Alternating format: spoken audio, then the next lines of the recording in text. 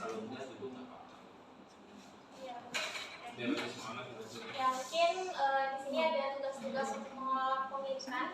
Ada 6 tugas utama yang perlu ditangani ketika merancang dan mengembangkan sistem perangkat lunak yang mengelola pemilikan dengan menggunakan sistem besar peer-to-peer yang didistribusikan secara murni dan tidak dapat dipercaya. Yang pertama itu ada menjelaskan pemilikan, lalu melindungi kepemilikan dari akses tidak sah, lalu menyimpan data transaksi, lalu menyiapkan buku besar untuk didistribusikan ke lingkupan yang tidak dapat dipercaya, lalu membentuk sistem pendistribusian buku besar, dan yang terakhir itu menambahkan dan memverifikasi transaksi baru untuk buku besar. Mungkin itu saja, selanjutnya akan dijelaskan oleh rekan saya.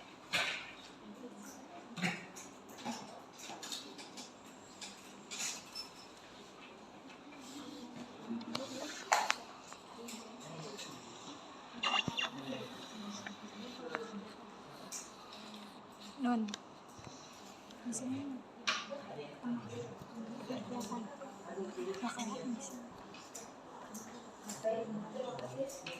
Selanjutnya yaitu menciptakan data atau mengidentifikasikan data menggunakan sidik jari. Ya. Dari langkah ini menjelaskan salah satu teknologi dasar terpenting dari blockchain, yaitu nilai hashing. Ya.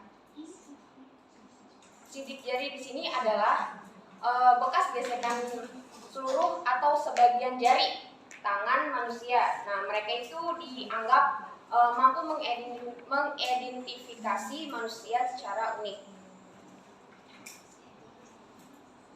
Oke. Di sini ada nilai dari hashing.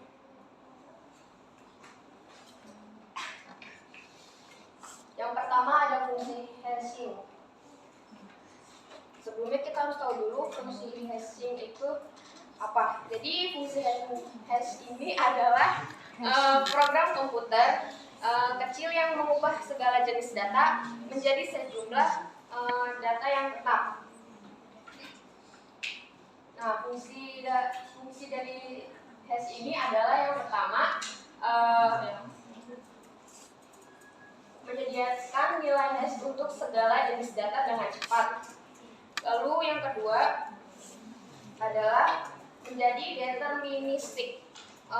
Deterministik ini berarti fungsi hash ini menghasilkan nilai hash yang identik atau unik agar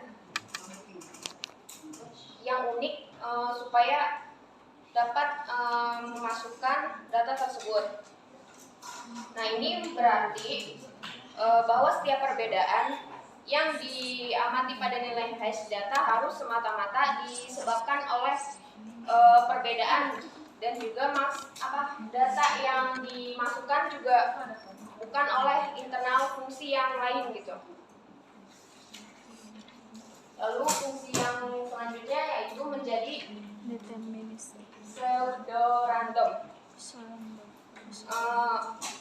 Menjadi ini adalah, atau kata lain, nilai hash yang dikembalikan oleh fungsi hash yang berubah atau yang secara tidak terduga gitu berubahnya ketika data yang dimasukkan juga ikut berubah. Lalu yang terakhir ini sebagai sidik jari.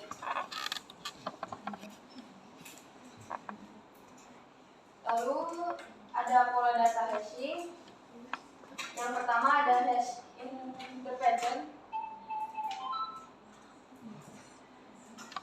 Hash ini merupakan fungsi hash ke setiap bagian data secara yang menerapkan fungsi hash ke setiap bagian data. Lalu ada hash yang berulang. Maksud di sini adalah nilai hash ini berarti penerapan fungsi hash yang berulang kali pada hasilnya sendiri. Lalu ada hashing berurutan. Tujuan dari hash berurutan ini yaitu pembaruan nilai hash secara bertahap saat data baru muncul gitu. Nah, hal ini dapat dicapai jika menggunakan hash gabungan dan berulang secara bersamaan. Lalu yang ketiga ada nilai-nilai dari hash.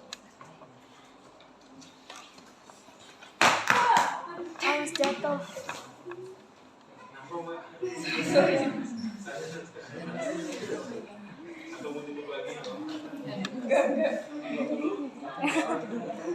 Pasti tak dikduk ya.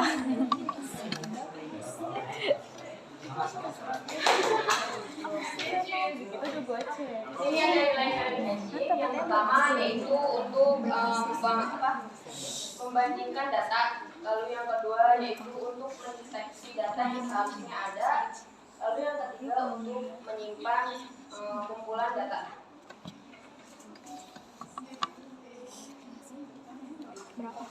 Lanjut untuk contoh selanjutnya yaitu ada pengantar lembut tentang kriptografi. Iya.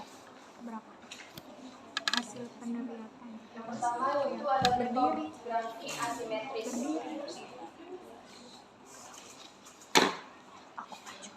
Kriptografi asimetris yaitu merupakan sistem yang menggunakan pasangan kunci untuk mengekspresikan dan mengautentikasi informasi. Satu jurnal. Yang lain Lalu yang kedua ada kriptografi simetris, yaitu sistem yang menggunakan kunci yang sama untuk proses enkripsi maupun deskripsi. Nah, pada proses simetris ini, pengirim pesan dan juga penerima pesan itu harus saling berbagi kunci rahasia tersebut ya. Lalu yang terakhir ada tujuan utama dari kriptografi ini.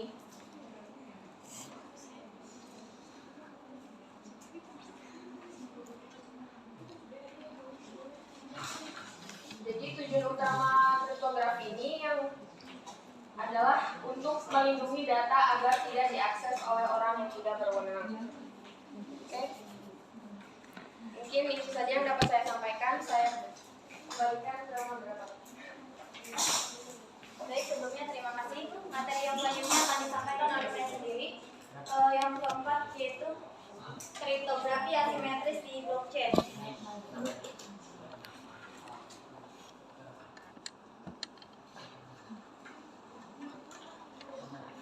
Nah, blockchain menggunakan kriptografi asimetris untuk mencapai dua tujuan. Yang pertama mengidentifikasi akun, dan yang kedua itu otorisasi transaksi. Yang pertama mengidentifikasi akun, yaitu blockchain perlu mengidentifikasi pengguna atau akun pengguna masing-masing untuk menjaga pemetaan antara pemilik dan properti.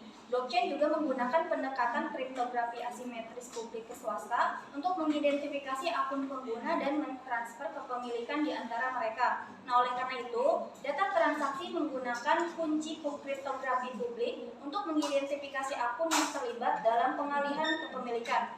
Nah, pada hal ini, blockchain memperlakukan akun pengguna serupa dengan kotak surat. Mereka memiliki alamat yang diketahui publik dan setiap orang dapat mengirim pesan kepada mereka. Selanjutnya ada otorisasi transaksi.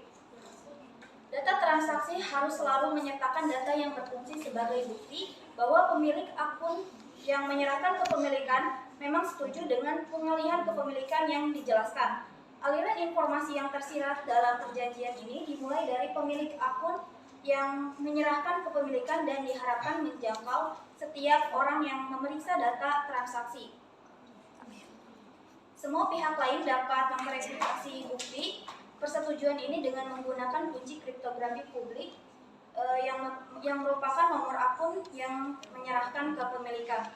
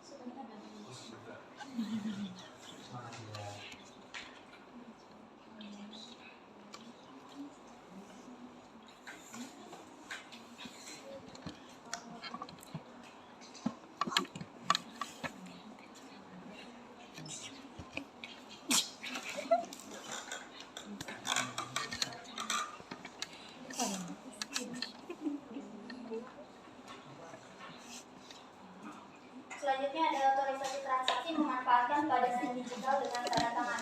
Yang pertama itu manfaat tanda tangan digital. Tanda tangan digital itu sangat penting karena menyatakan persetujuan dengan isi dokumen dan menyetujui pelaksanaannya. Alasan mengapa harus menerima tanda tangan tulisan tangan sebagai bukti persetujuan adalah karena keunikan tulisan tangan masing-masing. Setiap manusia mempunyai ciri khasnya masing-masing.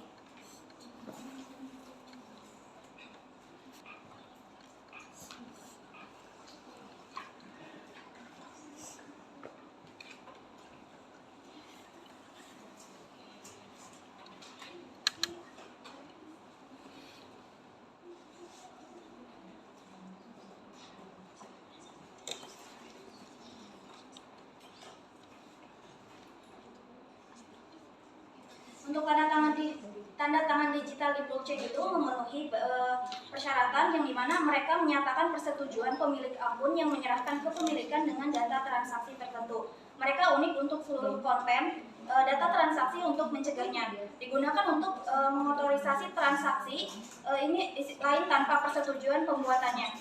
Hanya pemilik akun yang menyerahkan kepemilikannya yang dapat membuat tanda tangan tersebut. Mereka mudah diverifikasi oleh semua orang. Nah, ada dua kasus penggunaan tanda tangan digital di blockchain, yaitu menandatangani transaksi dan memverifikasi transaksi. Untuk menandatangani transaksi itu, yang pertama menjelaskan dulu transaksi dengan semua informasi yang diperlukan, seperti nomor rekening yang terlibat, jumlah yang ditransfer, dan sebagainya, kecuali tanda tangan itu sendiri karena belum tersedia. Yang kedua, memverifikasi transaksi. Untuk memverifikasi transaksi ini, langkah-langkahnya itu harus membuat dulu nilai khas data transaksi menjadi veri, diperbolehkan kecuali tanda tangan itu sendiri. Kemudian yang kedua, deskripsi tanda tangan digital lain dari transaksi yang dimaksud dengan nomor rekening yang menyerahkan kepemilikan. Kemudian yang terakhir, bandingan antara hasil satu dan hasil kedua. Jika transaksi diotorisasi oleh pemilik kunci pribadi yang sesuai dengan akun yang menyerahkan kepemilikan, jika tidak, maka tidak.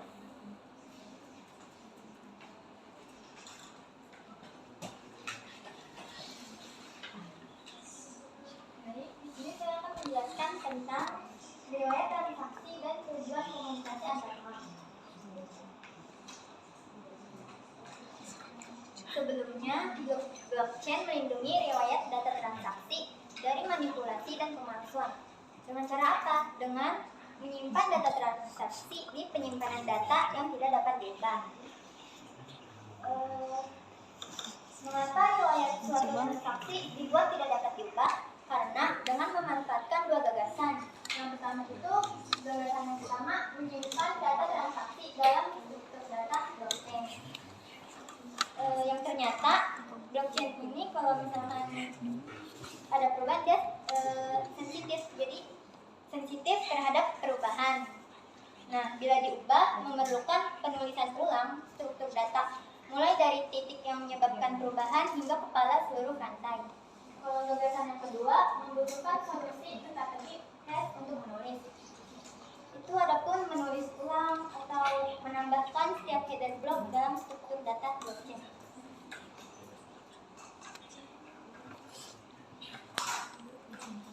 Tujuan komunikasi antar blockchain itu ada tiga. Yang pertama, menjaga koneksi yang ada di lab hidup. Dalam jaringan blockchain yang terdistribusi, terdapat sejumlah node yang saling terhubung. Setiap node ini memiliki salinan lengkap dari seluruh blockchain atau sebagian besar data di dalamnya. Agar jaringan berfungsi dengan baik, penting untuk menjaga koneksi antar node tetap aktif dan stabil.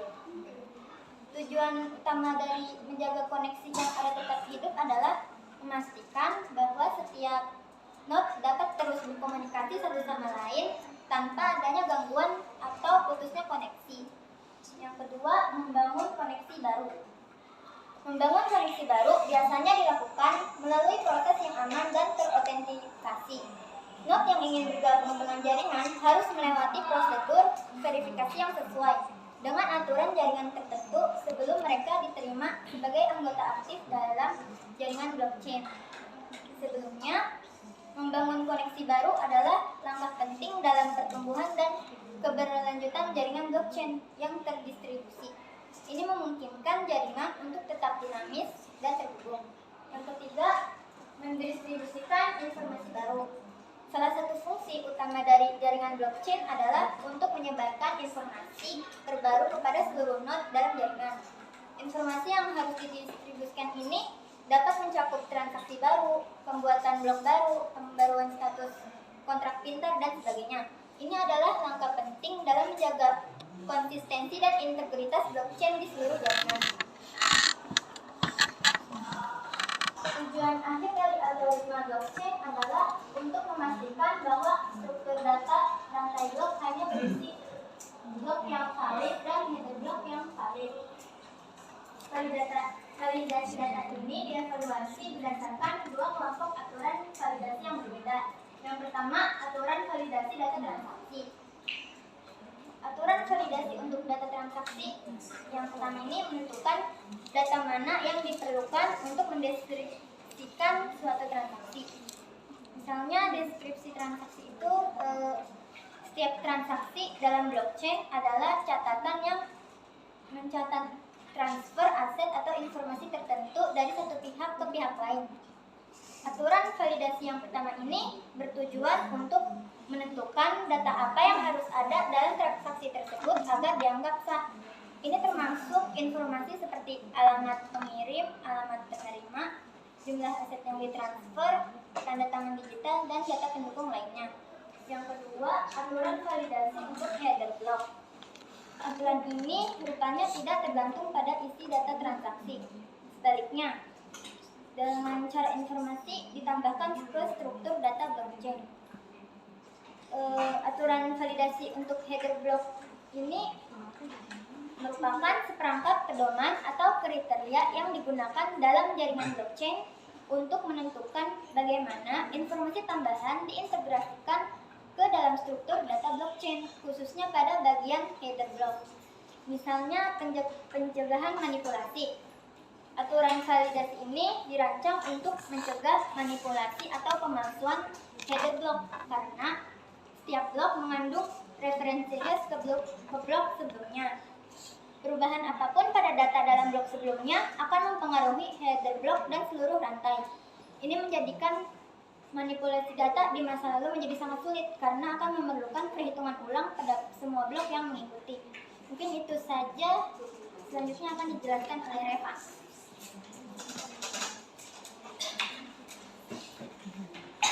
Baik, selanjutnya di sini ada verifikasi dan menambah transaksi, memilih riwayat transaksi dan membayar untuk integritas. Di sini ada beberapa poin yang akan dibahas. Yang pertama ada cara kerja detailnya. Cara kerja detailnya ini adalah lanjutan dari materi yang tadi dipaparkan oleh Kevin. Di mana cara kerja detail ini prosedurnya mengatur bagaimana node menangani data transaksi baru dan blok yang mereka terima dari rekan-rekan mereka yang terdiri dari aturan-aturan yang membentuk ritme dua langkah dengan memperhatikan data-data transaksi baru serta blok baru untuk diarahkan ke semua node. Selain itu juga untuk mengumpulkan data transaksi lalu dimasukkan ke dalam kotak masuk dan memilihnya untuk diproses. Pemrosesan blok baru dengan prioritas tertinggi dan juga memproses data transaksi baru dengan validasi untuk otorisasi dan kebenaran formal dan juga semantik. Kemudian mengumpulkan data transaksi yang valid ke dalam Kemudian mengumpulkan data transaksi yang valid dan mulai blok baru dengan memecahkan teka-teki khasnya dan memproses blok baru dengan memverifikasi solusi teka-teki khasnya, kemudian memuatnya untuk kebenaran formal, kebenaran semantik, dan otorisasi. Lalu menambahkan blok valid ke salinan struktur data blockchain, blok baru yang diidentifikasi valid dan membuat node menghapus transaksi-transaksi yang terdapat dalam blok baru tersebut. Kemudian mulai dengan proses data transaksi dan pembuatan blok baru. Blok yang ditambahkan ke struktur data blockchain, kemudian blok yang diidentifikasi tidak valid akan dihapus beserta semua blok berikutnya dari struktur data blockchain. Dan transaksinya akan ditambahkan ke kotak masuk untuk diproses lagi. Node yang bloknya diterima akan menerima biaya untuk semua transaksi yang terdapat dalam blok tersebut sebagai hadiah. Jika sebuah blok dihapus dari struktur data blockchain, maka hadiah penambahannya akan ditarik kembali oleh node yang awalnya menerimanya. Kemudian mengapa cara detail ini berhasil? Ada 12 aturan yang mendukung keberhasilan dari cara kerja di atas. Yang pertama, semua node menerima semua informasi yang diperlukan. Yang kedua, node memproses data transaksi baru yang mereka terima. Yang ketiga, blok yang dibuat oleh node lain diproses segera setelah tiba di kotak masuk node. Yang keempat, hanya data transaksi valid yang ditambahkan ke struktur data blockchain. Yang kelima, semua kode mengambil bagian dalam perlombaan untuk menyelesaikan masalah tersebut. Teka-teki khas, karena sifat teka-teki khas itu tidak dapat diprediksi node mana yang akan menyelesaikannya terlebih dahulu.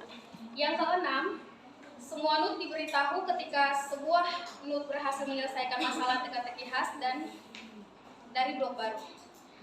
Pada aturan 6 dan 3, semua node menerima node yang baru dibuat memblokir dan mengenali pemenang perlombaan untuk menyelesaikan khas dari blok baru. Pada aturan ke-7, semua node sistem meninjau dan memverifikasi blok yang baru dibuat dan memastikan bahwa hanya blok yang benar yang diterima. Aturan ke-8, semua node menambahkan blok baru ke salinan struktur data blockchain mereka sendiri karena mengembangkan riwayat transaksi. Yang ke-9, riwayat transaksi yang dikelola secara kolektif bebas dari transaksi yang tidak valid dan karenanya menjaga integritas. Yang ke-10, tidak ada data transaksi yang akan ditambahkan 2 kali. Yang ke-11, tidak ada transaksi valid yang akan hilang meskipun blok diproses sebelumnya diulang. Dan dalam aturan 11 juga, sistem dapat melakukan pemeriksaan validitas ex post pada riwayat transaksi. Dan pada aturan yang ke-12, node mempunyai intensif untuk memproses transaksi dan membuat blok baru dengan cepat. Berikutnya adalah mengatasi perilaku tidak jujur.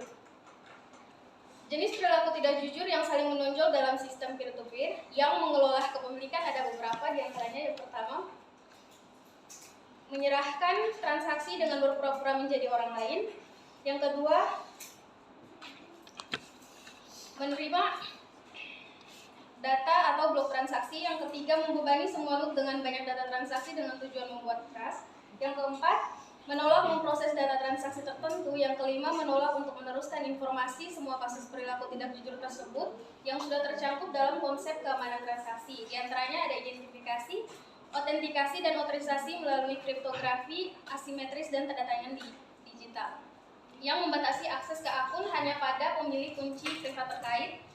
Model komunikasi yang memastikan bahwa setiap node pada akhirnya menerima semua informasi arsitektur sistem yang memastikan bahwa keseluruhan sistem tetap hidup meskipun beberapa mode individu mengalami crash, atau berhenti memproses data. Yang selanjutnya adalah memilih riwayat transaksi. Nah, pada langkah ke-18 telah menjelaskan bagaimana node dari blockchain memproses data transaksi dan blok baru. Namun, riwayat transaksi yang dikelola oleh masing-masing node sistem mungkin masih berbeda karena penundaan atau kesalahan dalam penyampaian pesan. Langkah pembelajaran ini menjelaskan aspek blockchain yang fungsinya mirip dengan muncul dan hilangnya jalur umum. Tujuannya adalah untuk mempertahankan satu riwayat data transaksi yang jelas di antara semua node dalam jaringan sehingga menghasilkan hasil yang sama ketika mengklarifikasi permintaan kepemilikan terlepas dari node spesifik yang dihubungi atau diminta. Selanjutnya ada kriteria rantai terpanjang dan rantai terberat. Kriteria rantai terpanjang ini didasarkan pada gagasan bahwa struktur data blockchain yang terdiri dari blok terbanyak mewakili upaya komputasi yang paling teragregasi. Untuk mempelajari kriteria ini, kita harus mempertimbangkan situasi awal di mana semua node dari sistem terdistribusi, dipelihara, dan disepakati. Selanjutnya, kriteria rantai terberat. Pada langkah 16, diketahui bahwa aplikasi blockchain jarang menggunakan tingkat kesulitan yang konstan untuk memecahkan teka-teki khas guna menambahkan blok baru ke struktur data blockchain.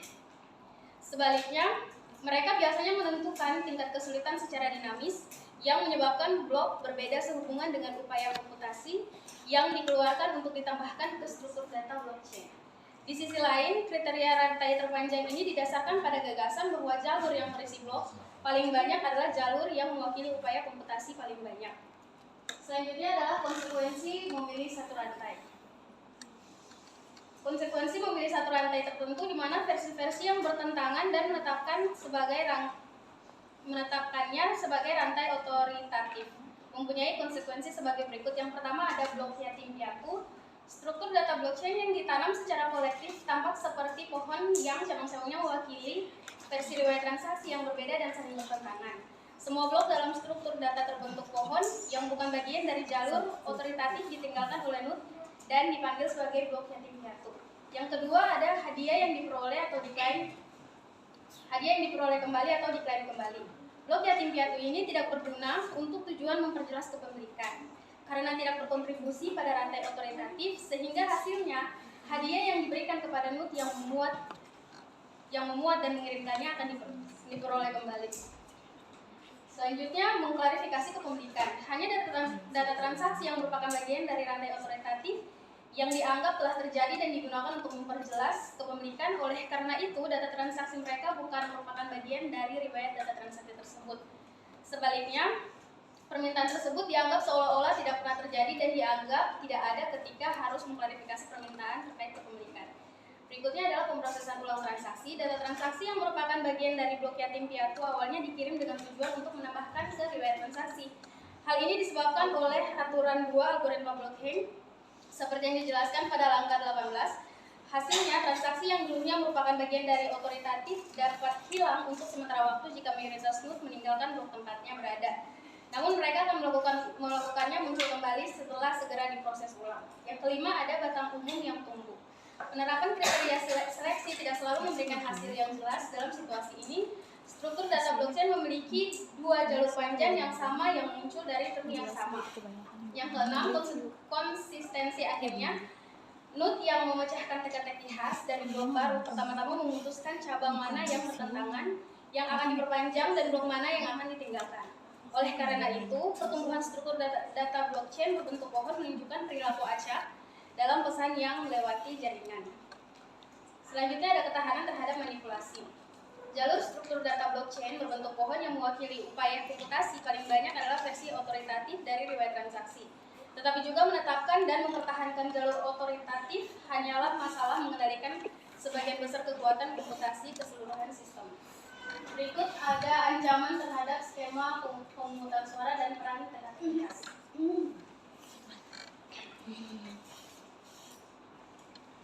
Ancaman terhadap skema pemungutan suara ini adalah setiap prosedur pengambilan keputusan kolektif yang akan menjadi sasaran manipulasi jika tampaknya bermanfaat untuk mempengaruhi hasil keseluruhan proses. Namun manipulasi ini dapat didiskusikan dari berbagai sudut pandang. Secara ekonomi, manipulasi ini mencoba mengubah alokasi kepemilikan hak dengan mengubah data transaksi tentang pengambilan keputusan kolektif. Manipulasi ini mencoba mengumpulkan mayoritas hak suara untuk mencapai hasil yang diinginkan. Selanjutnya ada peran teka-teki khas. Dari sudut pandang teknis murni, teka-teki khas hanyalah alat untuk mencapai tujuan agar struktur data blockchain tidak diubah. Aspek lain dari teka-teki khas terlihat dalam rangka mencapai kesepakatan kolektif mengenai riwayat transaksi masing-masing blok yang membentuk struktur data blockchain dapat dilihat sebagai suara. Sedangkan teka-teki khas dapat dilihat sebagai harga yang membuat penyerahan surat suara. Sedangkan menjadi mahal karena menghalangi orang yang tidak jujur untuk mengambil keputusan. Selanjutnya ada membayar untuk integritas. Integritas dan penciptaan kepercayaan ini tidak ada biaya. Blockchain hanya memproses data transaksi baru dan bagaimana sistem mencapai kesepakatan mengenai sejarah transaksi yang sebenarnya mengungkapkan pentingnya teka-teki khas, memecahkan teka-teki khas, dan memainkan peran penting dalam mencapai dan menjaga integritas sistem. Namun memecahkan teka-teki khas membutuhkan sumber daya komputasi dan konsekuensi memerlukan biaya. Oleh karena itu, perlu adanya kompensasi pada node yang berkontribusi terhadap integritas sistem untuk melakukan hal tersebut. Selanjutnya ada peran biaya dalam blockchain. Peran biaya dalam blockchain ini merupakan persaingan untuk mendapatkan imbalan, dan ancaman hukuman adalah dua kekuatan yang menjaga sistem memverifikasi transaksi tetap teratur dan membeli riwayat transaksi yang menyatukan upaya kolektif. Reward dan punishment diterapkan dengan reward berdasarkan biaya transaksi dan bukti kerja. Efek ini bersifat universal di semua aplikasi blockchain, terlepas dari tujuan spesifik dan penerapannya, mendefinisikan dan menggunakan instrumen pembayaran yang akan diberikan kepada rekan-rekan untuk memverifikasi dan menambah blok baru ke blockchain, dianggap sebagai salah satu tantangan utama dalam membangun aplikasi blockchain. Selanjutnya ada dampak. Di sini ada 4 dampak.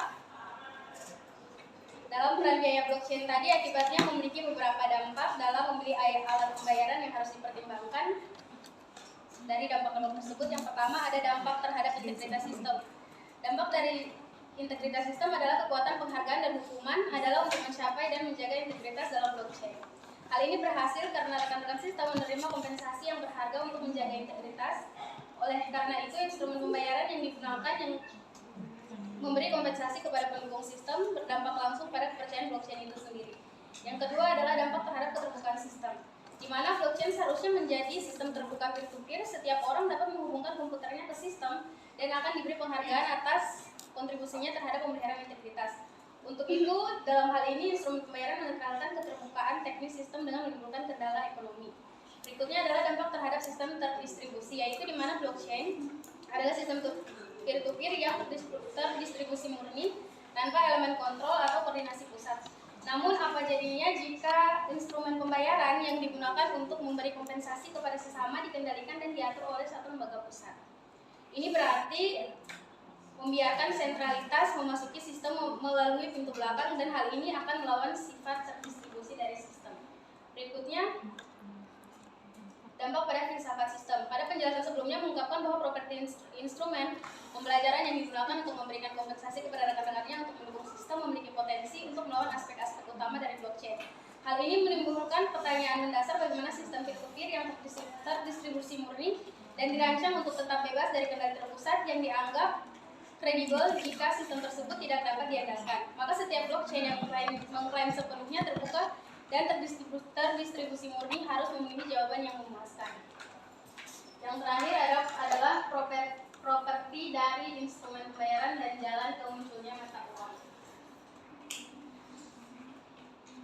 Properti yang diinginkan dari instrumen pembayaran untuk rekan yang memberikan kompensasi untuk sedikit mungkin mengganggu tujuan dan nilai-nilai blockchain. Instrumen pembayaran yang akan digunakan untuk memberikan kompensasi pada rekan-rekannya harus tersedia dalam bentuk digital, diterima sebagai alat pembayaran, diterima sebagai pembayaran di semua negara, tidak tunduk pada pembatasan pergerakan modal, memiliki nilai yang stabil, dapat dipercaya, dan tidak dapat dikendalikan.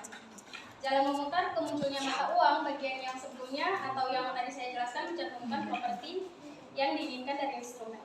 Pembayaran untuk memberikan kompensasi pada rekan-rekan blockchain mata uang atau instrumen pembayaran yang memiliki sifat-sifat ini juga akan berguna dalam banyak kesempatan selain memberikan kompensasi pada sistem yang terdistribusi.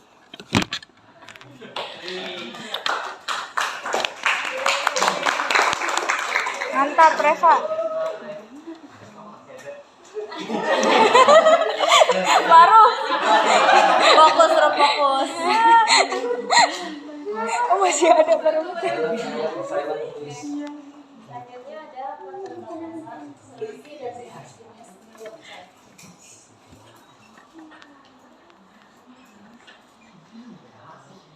Yang pertama adalah kurangnya privasi, yakni mengacu pada fakta bahwa sebagian besar blockchain, khususnya terbuka atau blockchain publik, memiliki karakteristik yang dapat diakses oleh semua orang. Kemudian keamanannya rentan. Ini merujuk pada potensi kerentanannya terhadap berbagai jenis serangan atau ancaman, misalnya serangan brute force. Meskipun sangat sulit, jika seseorang berhasil menambah kunci pribadi, maka mereka bisa mengakses dompet digital pengguna dan mengendalikan seluruh kripto. Yang ketiga, kapasitas dan kecepatannya terbatas. Ini berarti jika terlalu banyak transaksi dilakukan dalam jangka waktu tertentu sehingga mengakibatkan keterlambatan dalam verifikasi dan pemrosesan transaksi, terutama saat jaringan sibuk. Kecepatan berkaitan erat dengan kapasitas, karena jumlah transaksi yang dapat diproses dalam satu blok akan mempengaruhi waktu yang diperlukan untuk mengonfirmasi transaksi. Yang keempat, biaya transaksi mengacu pada biaya yang dikenakan pada pengguna yang ingin mengirim atau memproses transaksi di jaringan blockchain. Penyebabnya bisa keterbatasan kapasitas atau persaingan yang tinggi. Yang kelima, sentralisasi itu merujuk pada situasi di mana meskipun blockchain dianggap sebagai teknologi terdesentralisasi, tak jarang ada sentralisasi tersembunyi yang dimana sekelompok kecil atau sebagian pengguna blockchain memiliki kekuasaan yang signifikan. Kemudian ada peningkatan, ada sulit mengubah atau memperbarui data. Hal ini terjadi karena prinsip dasar desentralisasi dan ketahanan terhadap perubahan yang memungkinkan blockchain berfungsi sebagai ledger yang aman dan dapat dipercaya. Kemudian nomor 7, peningkatan ukuran blockchain. Mengacu pada jumlah data yang disimpan di seluruh jaringan yang mencakup semua transaksi yang telah dilakukan sejak pembentukan blockchain tersebut. Faktornya bisa karena pertumbuhan data, masalah penyimpanan, atau masalah sinkronisasi. Solusi potensial untuk menangani keterbatasan teknis yang pertama adalah skalabilitas, yaitu dengan meningkatkan kapasitas dan resolusi daya real. Itu memanfaatkan jaringan blockchain utama sebagai lapisan dasar atau layer 1, di mana layer 2 ini mengurangi beban kerja dari layer 1, yaitu layer utama, sehingga mengizinkan transaksi yang lebih cepat dan lebih mudah. Yang kedua ada keamanan. Mekanisme yang digunakan oleh blockchain untuk memverifikasi transaksi dan mencapai kesepakatan tentang keadaan blockchain melalui konteks yang lebih kuat seperti proof of stake atau POS. Ini adalah alternatif untuk proof of work atau POW.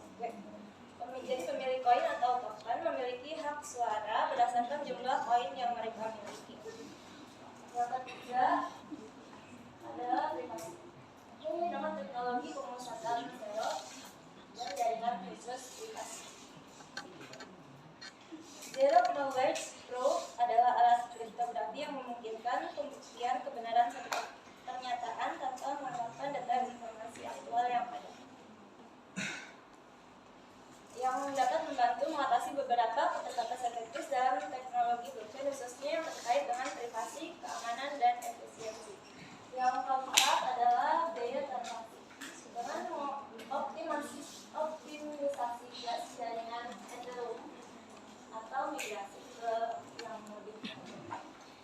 Untuk mengatasi keterbatasan biaya transaksi, pengembangan Ethereum terus mencari cara untuk mengoptimalkannya. Beberapa upaya yang dilibatkan adalah peningkatan efisiensi kontak pintar atau upgrade jaringan. Kelima ada transparansi atau komunitas terdesentralisasi. Jadi keputusan-keputusan penting seperti perubahan protokol, pembaruan atau perubahan signifikan dibahas oleh anggota komunitas secara terbuka. Kemudian yang keenam adalah smart contract pembaruan dengan peninjauan ketat sebelum data dimasukkan. Artinya ini meliputi proses verifikasi data, komunikasi oleh pihak terpercaya, kemudian pencegahan data palsu atau data yang salah, dan pembaruan terhadap. Yang ketujuh adalah ukuran blockchain. Penghapusan data tidak relevan untuk mengurangi beban penyimpanan. Jadi setiap transaksi baru yang dimasukkan ke dalam blockchain akan ada di sana selamanya. Jadi implementasiannya harus dipertimbangkan secara hati-hati dan dilakukan sesuai dengan prinsip keamanan dan integritas.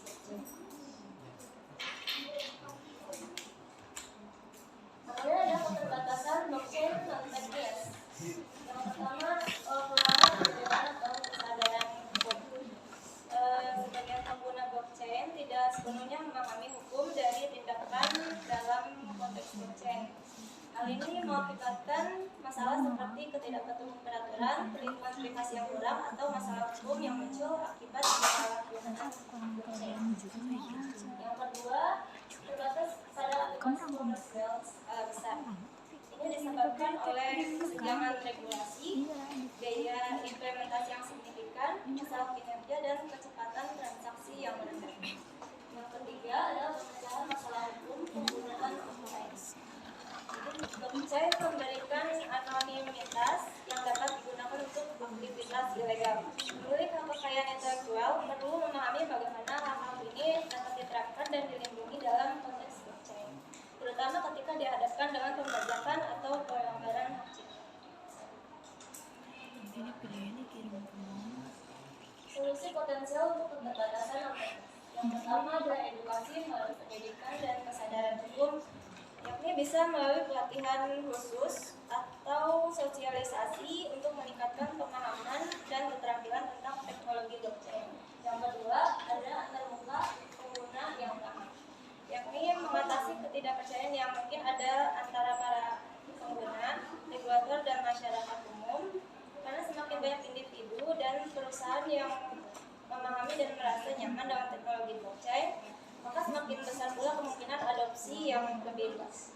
Yang ketiga, ada solusi masalah hukum penggunaan blockchain, yakni dengan regulasi yang tepat termasuk perlindungan privasi dan keamanan data serta pengakuan kontrak pintar.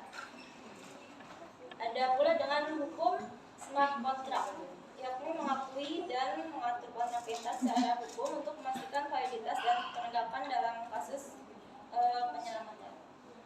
Yang keempat adalah kolaborasi dan standarisasi, yakni mengembangkan standar yang konsisten dan diterima secara luas dalam penggunaan blockchain, membentuk forum diskusi antara pemangku kepentingan hukum, teknis, dan bisnis untuk memahami dan mengatasi masalah hukum yang muncul.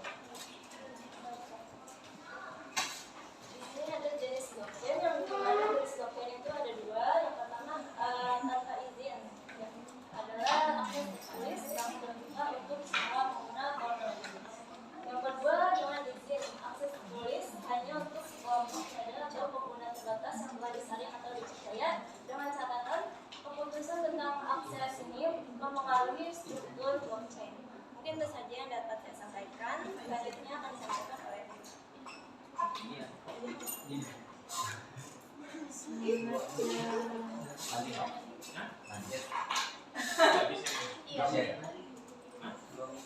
16 berapa sih? Tanya jawab ya. Sisi tanya jawab. Kenapa harus begitu nih, Ja? Baik, kalau kami akan membuka satu sesi ya. Ya, untuk sesi penyampaian materi sudah selesai. Selanjutnya akan ada sesi diskusi, di mana sesi diskusi ini kami batasi untuk 2 penanya dan 2 orang. 2 penanya untuk 2 orang maksud saya. Sebelumnya 2 penanya untuk 2 orang, dan bagi teman-teman yang ingin bertanya, menyanggah atau bahkan menambahkan, dipersilakan mengacungkan tangan terlebih dahulu, sebutkan nama dan akhiran NPM. Silakan. Saya mau bertanya. Saya Pak. Kakak bingung atau nggak ngerti? Saya bertanya Pak, boleh nggak Pak? Yes. Silakan. Silakan. Jadi bertanya. Sebelumnya perkenalkan nama saya Ahmad Sugiri dari dengan akhiran NPM 001. Izin bertanya, blockchain itu teknologi blockchain apakah beroperasi dalam transaksi saja atau bisa melingkup ke ruang yang lain itu? Itu seperti kayak kesehatan atau yang lainnya?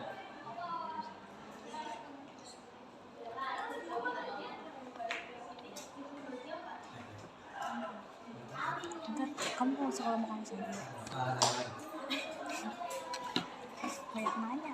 Untuk pertanyaan yang pertama kita Terlihat langsung terlebih dahulu. banyak. Untuk pertanyaan yang kedua atau pertanyaan yang terakhir, dipersilakan.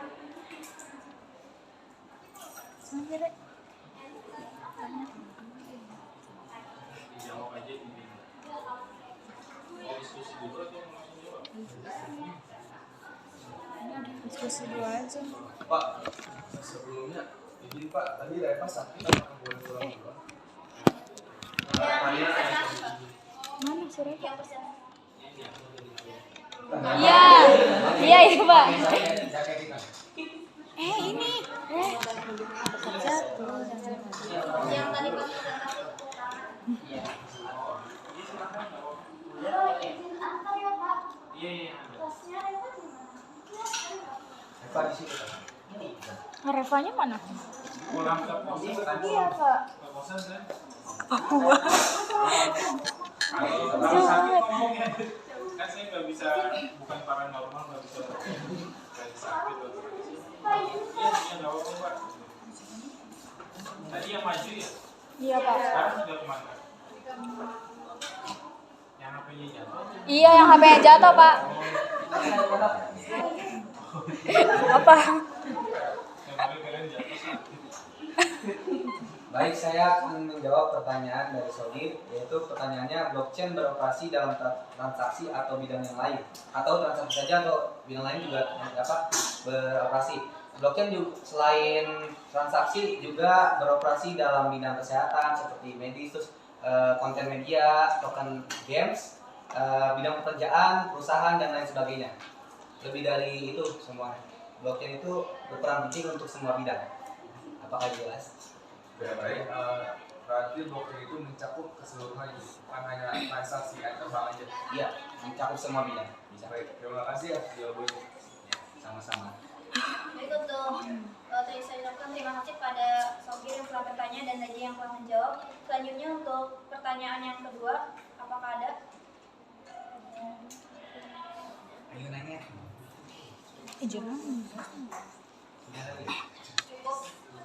Jadi aplikasi blockchain itu buat ngomong apa mas? Coba ini ada kenapa Pak? Ngomong apa ya? Voice note ya? Iya Pak. Oke, jadi ya aplikasi blockchain itu untuk semua bidang industri ya, jadi bukan cuma juga di adalah masing-masingnya. Contohnya kalau kalian apa ya untuk mencari, kalau di bahasa Indonesia ya mungkin lebih tepatnya kalau misalnya ketika proses ketika di Gramedia pembelian kayak gitu itu kan kalau pakai blockchain lebih mempermudah gitu. Ini ada di mana, ini ada di mana. Bisa untuk ditaruh di itu tergantung penggunaannya. Kalau yang di dunia ekonomi akuntansi itu terkait transaksi, di dunia hukum beda lagi. Oke, jadi nanti apa namanya hasil videonya upload di akun YouTube masing-masing ya. Harus pakai nama jelas aja, pakai nama samaran.